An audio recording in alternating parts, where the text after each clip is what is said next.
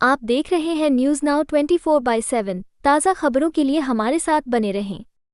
कांग्रेस के नई दिल्ली विधानसभा क्षेत्र से उम्मीदवार संदीप दीक्षित ने दिल्ली के मुख्यमंत्री अरविंद केजरीवाल पर तीखा हमला बोला है। उन्होंने सवाल उठाया कि दिल्ली दंगों के दौरान केजरीवाल कहां थे और उन पर शराब नीति में भ्रष्टाचार को लेकर गंभीर आरोप लगाए। संदीप दीक्षित ने कहा, दिल्ली के लोगों को ये समझने की जरूरत है कि 10 साल पहले उन्होंने किस भ्रष्ट व्यक्ति को अपना मुख्यमंत्री चुना था। अगर पुलिस सही तरीके से जाँच करे तो मुझे नहीं लगता कि वो अगले 15-20 साल तक तिहाड़ जेल से बाहर आ पाएंगे। उन्होंने बिना किसी सबूत के दूसरी सरकार पर नरसंहार का गंभीर आरोप लगाया है। ये बयान दिल्ली विधानसभा चुनाव के मद्देनजर दिया गया है, जहां कांग्रेस और आम आदमी पार्टी के बीच सियासी टकराव बढ़ता जा रहा है। ये तो सत्य है अरविंद केजरीवाल का। भाई दिल्ली के दंगे होते हैं, ये मुख्यमंत्री दिखता ही नहीं है। एक समय में कहा करता था कि शीला जी की जब निर्भया का कांड हुआ था, शीला जी का, तो आप कहाँ थे दंगों में? हम लोग गए थे दंगों में, मैं उन सड़कों पे घूमा था। कहाँ था ये? दुम दबा के कहाँ बैठा हुआ था ये कार डर के मारे? लिकर स्कैम में सबको पता है किस तरीके के इसने भ्रष्टाचार किया है। पंजाब की डिस्टिलरीज को ऑर्डर मिल रहे हैं, दिल्ली में लाखों करोड़ों का सरकार का लॉस हो रहा है, बिना किसी को बताए समझाए आप लिकर पॉलिसी बना रहे हो। दक्षिण भारत के बड़े बड़े कॉन्ट्रैक्टर्स को आप करोड़ों कमवा रहे हो।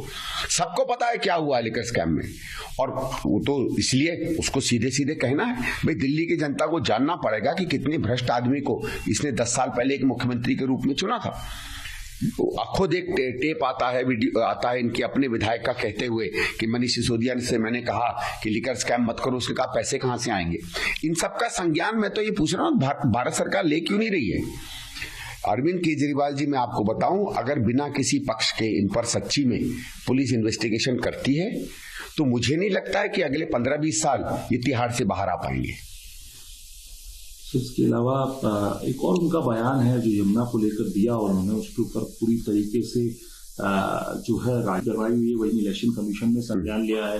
दिल्ली के जो एलजी उन्होंने आतिशी जो मुख्यमंत्री हैं अभी उनसे चिट्ठी लिख के पूछा है कि इस तरीके की बात कैसे की जा रही है, और चुनाव आयोग ने तो साफ तौर पे कहा कि प्रूव करें इसको जो बातें हैं उनको जस्टिफाई करें। आज तक का समय दिया है।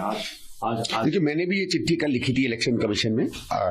बात ये तो है ना कि इतना गहरा, इतना गंभीर आपने आरोप लगाया है। आपने एक सरकार को कहा है कि वो नरसंहार कर रही है बिना किसी सबूत के, और आप कहते हैं कि जल बोर्ड के इंजीनियर्स ने जहर आने से रोका। कैसे रोका होगा पानी में, ये तो अरविंद केजरीवाल और उनका जो है शीश महल ही जाने, जिस दुनिया में जिन बादलों में वो रहते हैं।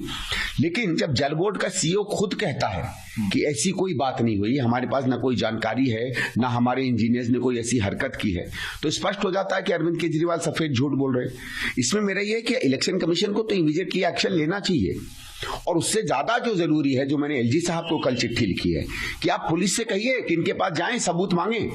आपको याद होगा, मैं बार बार कल 2-3 दिन से उदाहरण दे रहा हूं कि कुछ महीने 1.5 महीने पहले एक स्कूल में बॉम्ब स्केयर हुआ था। एक आदमी ने बदमाशी में फोन कर दिया था, झूठा बॉम्ब स्केयर हुआ था, और जब वो आदमी पकड़ा गया तो उसे गिरफ्तार किया। उसको कोई चिट्ठी नहीं लिखी, गिरफ्तार किया, उसे थाने ले गए, बंद किया, फिर वो बेल पे छूटा।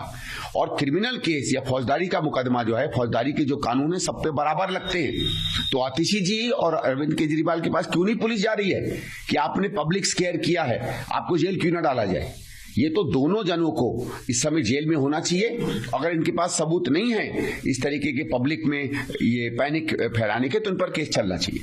तो इसके अलावा आपकी पार्टी के कई बड़े नेताओं ने ये भी बात कही है कि अब इंडिया अलायंस में को लेके बार बार जो बात कह रहे थे कि कांग्रेस छोड़ दे, कांग्रेस चुनाव लड़ रही थी, तो ये माहौल इस बात का बनाया जा रहा था कि कांग्रेस शायद बीजेपी के लिए एक ऐसा माहौल बन जाएगा, बीजेपी जीत जाएगी अगर कांग्रेस स्ट्रांगली लड़ती है। तो आज जो है अरविंद केजरीवाल को सोचना चाहिए, जिस पोजीशन पे कांग्रेस पार्टी है, तो अगर उन्हें लड़ रही है वो उन्हें दिक्कत है, तो वो इंडिया ब्लॉक जो है चाहे हो सकता है।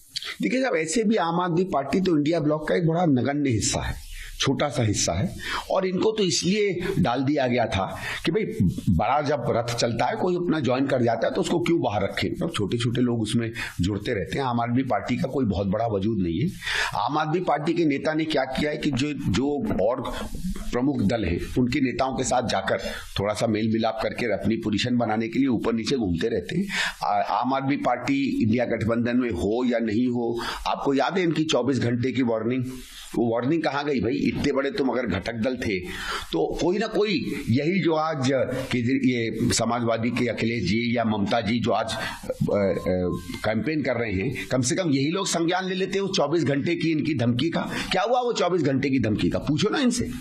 अगर कांग्रेस 24 घंटे की धमकी देती तो आप देखिए किस तरीके की प्रतिक्रिया। आपको यह वीडियो पसंद आया हो तो इसे लाइक करें, हमारे चैनल को सब्सक्राइब करें।